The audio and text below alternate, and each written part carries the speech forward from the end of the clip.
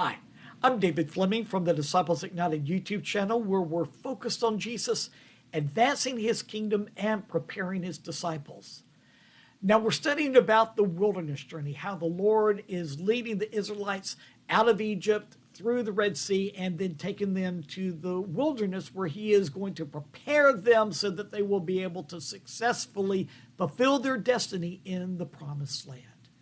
Now, it wasn't long before they got in the promised land that they started hitting up against some difficulties.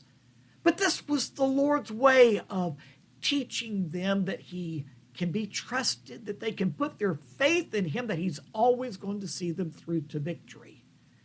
Unfortunately, the Israelites are not doing well in their school of preparation. Every time they hit up against difficulty, they grumble, they complain, they rebel against Moses.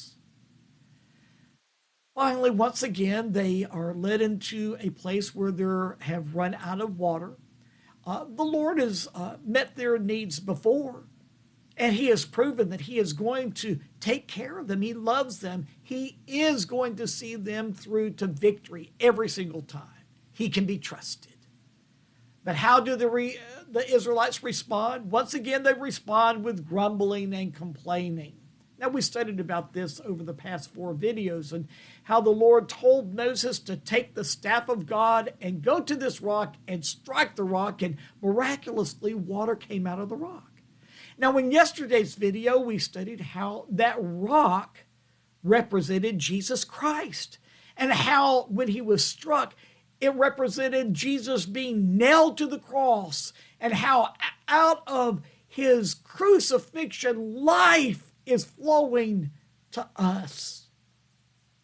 But the thing that I want to deal with today is sometimes we confuse God's love and God's mercy in meeting our needs and the fact that God continues to bless us.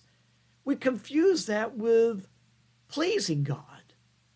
Somehow we think that in all of our sin, rebellion, and grumbling and complaining, that somehow we're still pleasing the Lord.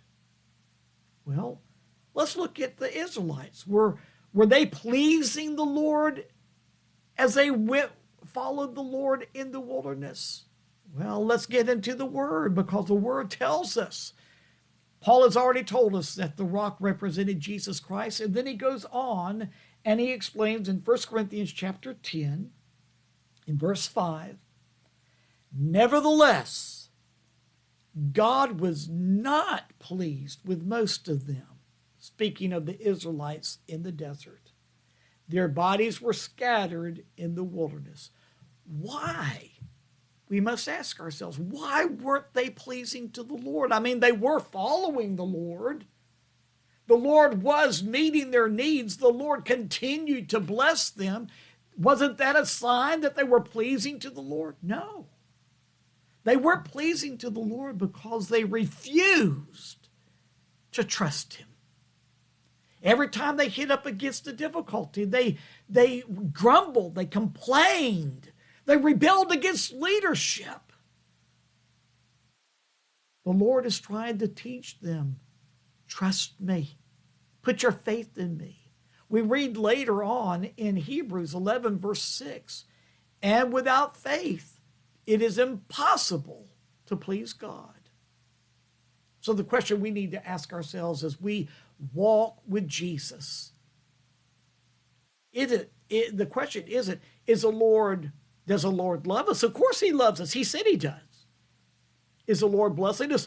Oh, yes, the Lord blesses us. He blesses us with his presence. The Lord blesses us with provision. The Lord blesses us in so many ways.